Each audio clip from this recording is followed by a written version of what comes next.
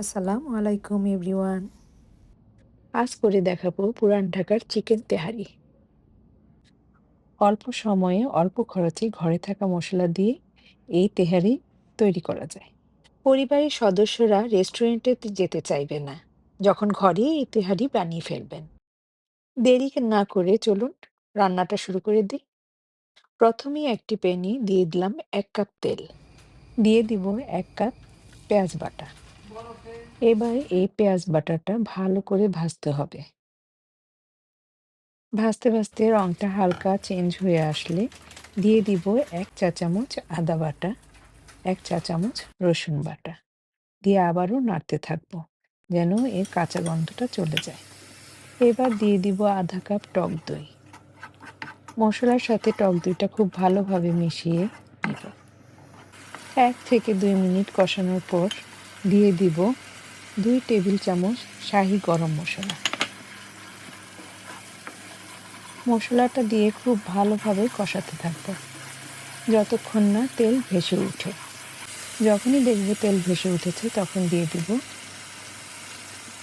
Chicken. এখানে আমি একটা চিকেন ছোট ছোট টুকরা করে নিয়েছি। আপনি আপনার পছন্দ মতো ছোট বা বড় করে নিতে পারেন। এবার দিয়ে দিব স্বাদ মতো লবণ। এবার মশলার সাথে ভালোভাবে মাংসটাকে মিশিয়ে নিব এবং দিয়ে দিব ৮ থেকে ১০টা কাঁচামরিচ। কিছুক্ষণ নাড়াচাড়া করে কষিয়ে নিব এবং ঢাকনা দিয়ে দিব ঘড়ি ধরে ঠিক ১০ মিনিটের জন্য। যখনই দেখব মশলা থেকে তেল উঠে আসছে, ঠিক তখনই দিয়ে দিব ১ কাপ পানি। এই পানি দিয়ে চিকেনটা রান্না করব আরও ১০ মিনিটের জন্য। আমি অফ ক্যামেরায় ২-৩ বার নাড়াচাড়া করে দিয়েছি। এই পর্যায়ে চিকেনটা মশলার সাথে একটা মাখা মাখা ভাব চলে আসবে। ঠিক তখনই চুলাটা বন্ধ করে দেব ও চিকেনটা অন্য একটা বাটিতে নামিয়ে নিব, ঠিক ভিডিওতে দেখানোর মতো। এবার মেজারমেন্ট কাপের ৩ কাপ বাসমতি চাল ধুয়ে পানি ঝরিয়ে রেখেছিলাম। এখানে আপনি চিনি গুঁড়া চালও ইউজ করতে পারেন।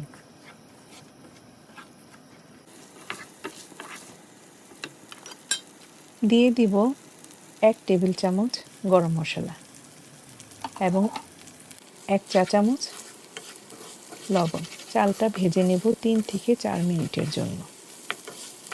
৩ কাপ চালের জন্য আমি ৬ কাপ পানি নিয়েছি। পানির পরিমাণটা ঠিক থাকলে তেহারি রান্নার পর লুকটা খুব ইয়াম্মি লাগে।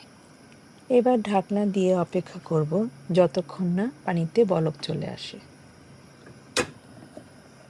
যখনই দেখব চালটা ফুটে উঠেছে তখনই দিয়ে দিব চিকেন। চুলার আঁচটা থাকবে মিডিয়াম টু লোয়ের মাঝামাঝি। দিয়ে দিব ৪-৫টা কাঁচামরিচ। এবার পোলাওর সাথে চিকেনটা একটু উল্টিয়ে পাল্টিয়ে দিব এবং ঢাকনা দিয়ে অপেক্ষা করব ৫ মিনিট। ঠিক ৫ মিনিট পর ঢাকনা খুলে দিয়ে দিব ১ চা চামচ গোলাপ জল, ১ চা চামচ কেওড়া জল ও ২ চা চামচ ঘি। ঘি দেওয়ার সাথে সাথেই দেখবেন পরিবারের সদস্যদের আনাগোনা বেড়ে গিয়েছে। এবার দিয়ে দিব পেঁয়াজ বেরেস্তা। দিয়ে দিব ৮ থেকে ১০টা কিশমিশ। এ পর্যায়ে আবার হালকাভাবে সবকিছু মিক্সড করে দেব এবং ঢাকনা দিয়ে অপেক্ষা করব ঘড়ি ধরে ঠিক ৫ মিনিট। পরিবেশনের জন্য তেহারিটা রেডি হয়ে গেছে।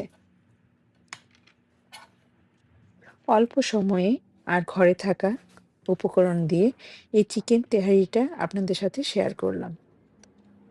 আশা করছি ভালো লেগেছে। ঘরে থাকা মশলা দিয়ে তেহারি তৈরি করুন এবং পরিবারের সাথে এনজয় করুন। ভালো থাকুন, সুস্থ থাকুন। আল্লাহ হাফেজ।